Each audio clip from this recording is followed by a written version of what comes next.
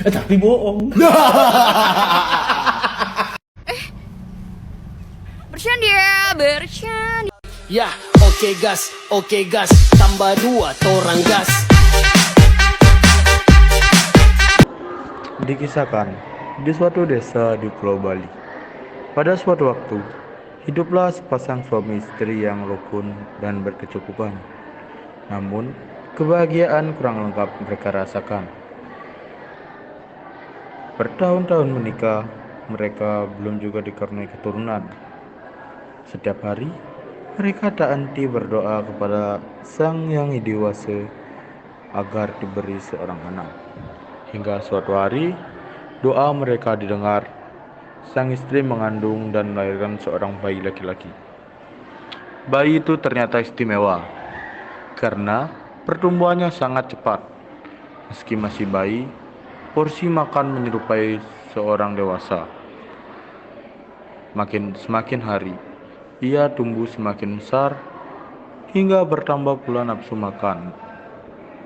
Lama-kelamaan, besar tubuhnya melebihi orang-orang dewasa. Lantas, orang-orang memanggilnya dengan sebutan Kebo Iwa, yang berarti paman kerbau. Kebo Iwa yang tumbuh semakin besar membuat kedua orang tuanya kewalahan. Kedua orang tuanya tak sanggup lagi memenuhi nafsu makan Kebo Iwa, sehingga harus meminta bantuan dari warga desa. Sejak saat itu kebutuhan pangan Kebo Iwa turut ditanggung seluruh penduduk desa. Kebo Iwa yang rakus, selain nafsu makannya, Kebo Iwa juga terkenal akan sifatnya yang pemarah. Jika keinginannya tidak terpenuhi, Kebo Iwa akan merusak lingkungan sekitarnya. Kebo Iwa sangat menghancurkan rumah warga, bahkan tak segan merusak pura ketika merasa makanannya kurang. Tentu saja hal ini semakin meresahkan warga desa. Kebo Iwa sebenarnya dapat diandalkan. Meski begitu, Kebo Iwa sebetulnya dapat diandalkan karena tubuh dan tenaganya yang besar. Kebo Iwa kerap dimintai pertolongan untuk mengangkut batu, meratakan tanah, memindahkan bangunan, membendung sungai, hingga menggali sumur. Semua itu Kebo Iwa kerjakan karena imbalan yang disiapkan warga desanya baginya, yaitu makanan yang berlimpah. Di sisi lain, warga desa juga cemas ketika penghujung musim hujan tiba.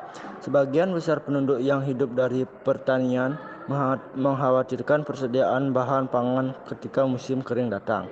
Bagaimana bisa memenuhi kebutuhan Kebo Iwa yang luar biasa besar, sementara kebutuhan pangan mereka sehari-hari saja terbatas? Mereka dilanda ketakutan membayangkan amarah Kebo Iwa yang kelaparan dan dapat mengamuk sejadi-jadinya.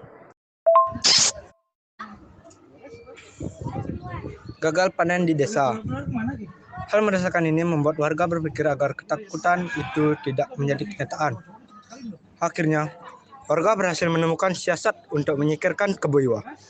Suatu hari, warga menemukan Kebo Iwa yang sedang asik menyantap makanan yang disiapkan untuknya. Para warga menyampaikan keluh kesah mereka bahwa banyak rumah warga yang dirusak akibat ulah Kebo Iwa. Ketika mengamuk, Kebo Iwa bersikeras bahwa itu terjadi karena kesalahan penduduk desa yang tidak memberi makanan yang cukup untuknya. Warga desa berkata bahwa kekurangan makanan itu terjadi karena gagal panen akibat air yang tidak lagi tersedia di musim kemarau yang berkepanjangan. Tetapi, jika Kebo Iwa bisa membuatkan sumur yang besar, pertanian akan kembali subur. Air dari sumur itu akan digunakan warga untuk mengaliri sawah dan lahan pertanian sehingga tidak ada lagi gagal panen dan bahan pangan bercukupan. Jika sanggup membuatkan sumur besar tersebut, warga meyakinkan Kebo Iwa bahwa mereka akan memberinya makanan seberapapun banyaknya.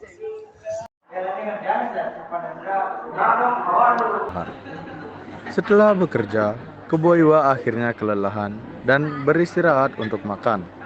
Warga rupanya sudah menyiapkan makanan yang banyak bagi Kebo Iwa, dan hal itu membuatnya sangat senang.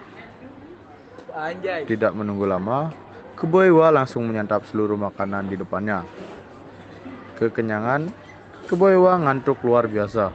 dan tertidur pulas hingga mendengkur di dalam sumur hasil galiannya.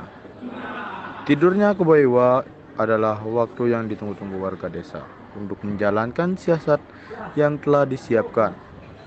Kepala desa memerintahkan warga untuk melempar batu kapur besar yang sudah disiapkan ke dalam galian sumur Kebo Iwa.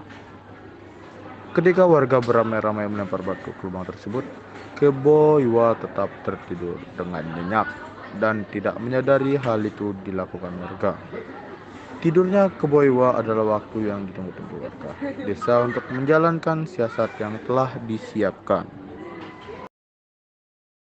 Kebo Iwo terkubur di sumur galiannya. Air dari dalam tanah terus keluar mengisi galian sumur. Batu-batu kapur pun semakin memenuhi galian tersebut. Kebo Iwo yang tertidur di dalamnya sontak tersedak dan terkejut menyadari hal yang terjadi. Malang ketika Kebo Iwo bangun semuanya sudah terlambat. Rasa kenyang ditambah air dan bebatuan yang memenuhi galian sumur membuatnya tidak sanggup keluar dari sumur dan menyelamatkan diri. Kebo Iwo menjadi tidak berdaya dan akhirnya mati terkubur di dalam galiannya sendiri. Celakanya, air dari dalam galian terus menerus keluar sampai meluap dan membanjiri desa dan area sekitar. Akibat banjir, warga akhirnya kehilangan harta benda, sawah, ladang, hewan ternak, dan rumah. Semua terburu-buru mengungsi ke tempat yang lebih tinggi tanpa dapat menyelamatkan banyak barang. Timbunan tanah hasil galian Kebo Iwa yang menumpuk kemudian membentuk sebuah gunung yang sekarang dikenal dengan nama Gunung Batur. Beberapa desa yang tenggelam itu kemudian membentuk sebuah danau besar. Danau itu kini dikenal dengan nama Danau Batur. Timbunan tanah hasil galian Kebo Iwa yang menumpuk kemudian membentuk sebuah gunung yang sekarang dikenal dengan nama Gunung Batur.